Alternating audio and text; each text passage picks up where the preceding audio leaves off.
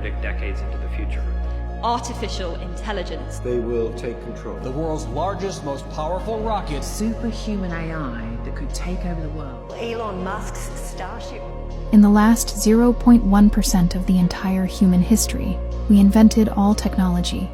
In the next 4 to 5 years, we will see 100 years of technological change and the impact it has on the economy and society. In 2001 was the first year that humans generated more data in a single year than in the entire history of humanity together. Is this becoming reality?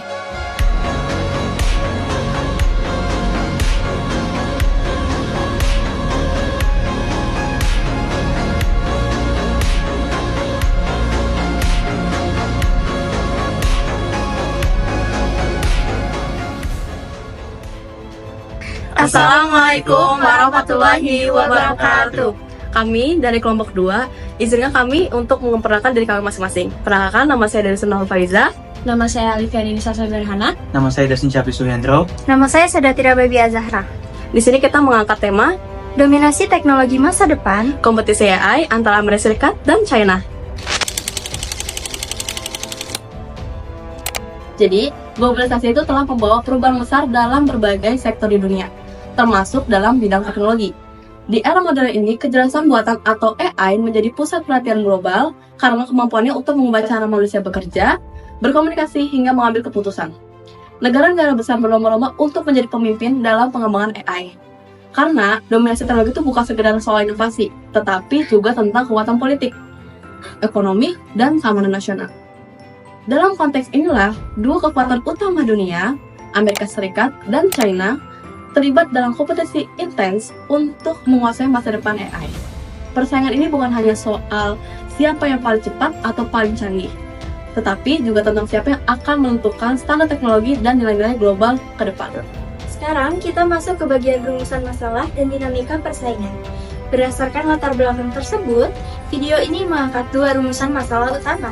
Yang pertama, bagaimana dinamika persaingan pengembangan teknologi AI antara Amerika Serikat dan China dalam membentuk dominasi global di bidang teknologi. Kemudian yang kedua, apa faktor-faktor strategis yang mendorong Amerika Serikat untuk mempercepat langkahnya dalam ajang perlombaan kecerdasan buatan. Jika kita melihat perkembangannya, Amerika Serikat memiliki keunggulan dalam hal ekosistem teknologi terbuka, riset akademik yang kuat, serta perusahaan-perusahaan AI seperti OpenAI, Google DeepMind, dan Tesla. Di sisi lain, China mendorong strategi nasional AI 2030 dengan dukungan besar dari negara, investasi dalam bidang data, dan pengembangan AI berbasis pada otoritas pemerintah terpusat. Persaingan ini mencerminkan model demokrasi teknologi versus otoritarianisme digital yang membuat kompetisi ini bukan hanya tentang inovasi, tapi juga tentang ideologi. Oke, selanjutnya ada pemetaan aktor dan peran strategisnya. Untuk memahami secara utuh bagaimana kompetisi kecerdasan buatan ini berkembang, kita perlu memetakan aktor-aktor kunci dari masing-masing negara yang tidak hanya berperan sebagai pengembangan teknologi, tetapi juga sebagai arsitek masa depan peradaban digital. Di pihak Amerika Serikat terdapat dua tokoh yang sangat berpengaruh, yaitu ada Elon Musk dan juga Sam Altman. Elon Musk sebagai pendiri Tesla, SpaceX, Neuralink, dan kini xAI mendorong pengembangan AI yang terintegrasi dengan dunia nyata.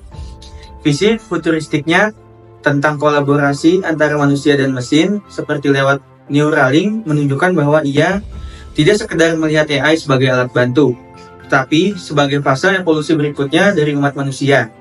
Sementara itu, Sam Altman, CEO OpenAI, mengedepankan AI yang beretika dan berorientasi pada keselamatan umat manusia. Ia dikenal aktif dalam berhadapan regulasi dan kebijakan. Bahkan, pernah berbicara di hadapan Kongres Amerika Serikat untuk mendorong pembentukan kerangka global pengawasan AI. Keduanya mempresentasikan kekuatan sektor swasta yang visioner, namun juga sadar akan risiko eksistensial dari kecerdasan buatan. Mereka beroperasi dalam ekosistem yang relatif terbuka yang memungkinkan kolaborasi antara universitas, startup, dan pemerintah. Namun, tidak hanya mereka. Aktor-aktor lain seperti Sundar Pichai, CEO Google atau Alphabet dengan DeepMind dan Gemini, serta Satya Nadella dari Microsoft yang menjadi mitra utama OpenAI, turut membentuk kekuatan AI Amerika secara kolektif. Keunggulan Amerika terletak pada jejaring kolaboratif dan ekosistem riset yang terdesentralisasi namun sangat produktif. Sementara itu, di pihak China, dua aktor strategis yang menonjol adalah Robin Li dan Ren Zhengfei. Robin Li, pendiri dan CEO Baidu, adalah pelopor dalam pengembangan AI domestik China. Perusahaannya telah fokus pada riset deep learning, kendaraan otonom, dan integrasi AI dalam kehidupan sehari-hari masyarakat Tiongkok. Robin Li juga merupakan pendukung utama inisiatif nasional AI for Good dengan pendekatan teknologi yang diarahkan pada efisiensi dan kebermanfaatan sosial. Ren Zhengfei, pendiri Huawei, memainkan peran penting dalam membangun infrastruktur teknologi Tiongkok, terutama dalam pengembangan jaringan 5G dan chip AI seperti ASIAN. Meski menghadapi sanksi dan pembatasan ekspor chip dari Barat, Huawei tetap menjadi simbol kemandirian teknologi China. Di bawah kepemimpinannya, Huawei mengembangkan ekosistem tertutup berbasis kembali negara dengan fokus pada stabilitas dan keamanan data nasional.